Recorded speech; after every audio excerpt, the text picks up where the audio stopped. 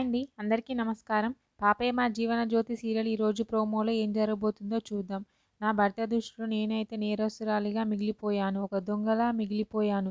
నిజాయితీ పరులాగా కాకుండా నేనైతే తప్పు చేసినట్టు మిగిలిపోయాను. అసలు దొంగతనం ఎలా జరిగింది ఏం అర్థం కావట్లేదు. సూట్‌కేస్ ఉన్నప్పుడు డబ్బులు కూడా ఉండాలి కదా!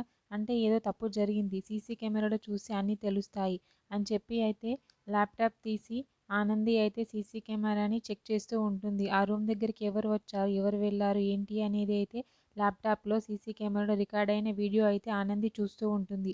అక్కడికి ఒక ఆవిడ వస్తుంది. పని మనిషి వస్తుంది. వచ్చి ఆ రూమ్‌లోకి వెళ్తుంది. వెళ్ళి ఆ రూమ్ ఊడ్చేసి అయితే రూమ్ బయటకు వెళ్ళిపోతూ ఉంటుంది.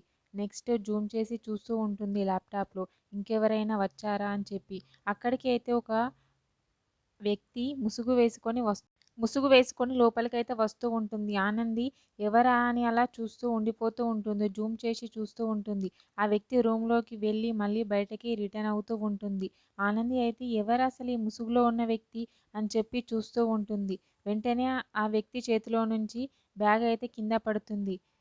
అక్కడ మాత్రం జీవన ఉంటుంది. ఒక్కసారిగా అక్కడ జీవనను చూసి ఆనంది అయితే చాలా షాక్ అవుతూ ఉంటుంది.